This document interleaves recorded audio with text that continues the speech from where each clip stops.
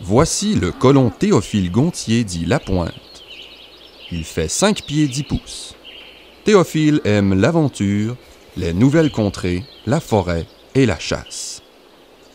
Théophile Gontier dit Lapointe recherche une fille du roi robuste, capable de survivre au climat de la Nouvelle-France et aux moustiques.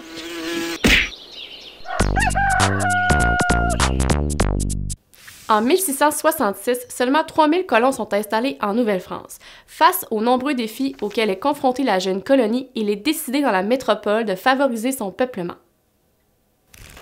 L'intendant Jean Talon mène un recensement en 1666. Les résultats lui permettent de tirer une conclusion évidente. Il y a beaucoup plus d'hommes que de femmes dans la colonie et il constate un grand nombre d'hommes célibataires.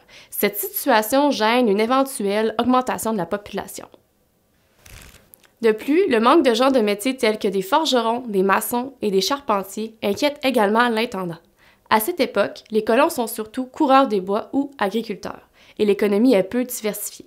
En effet, l'économie de la colonie est surtout axée sur le commerce des fourrures. La décision est donc prise dans la métropole d'envoyer en Nouvelle-France de jeunes Françaises célibataires en âge de se marier afin de combler le déséquilibre des sexes dans la colonie. Ces jeunes femmes, appelées filles du roi, sont généralement des orphelines en quête d'une vie nouvelle. Le roi de France paie la dot et le voyage de ces jeunes femmes. Une fois arrivées en Nouvelle-France, elles trouvent toutes très rapidement un mari. Au final, les filles du roi ont joué un rôle clé dans le peuplement de la colonie, si bien que la plupart des Québécois en sont des descendants encore aujourd'hui.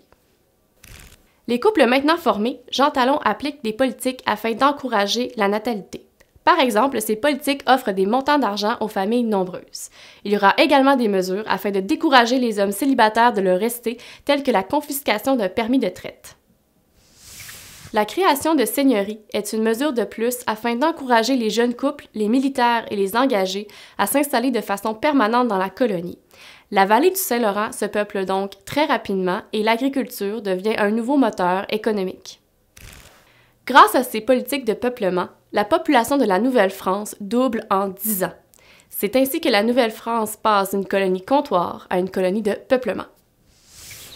Si tu veux en savoir plus sur la Nouvelle-France, tu peux visiter notre bibliothèque virtuelle ou t'abonner à notre chaîne YouTube. Tu peux également nous suivre sur les réseaux sociaux.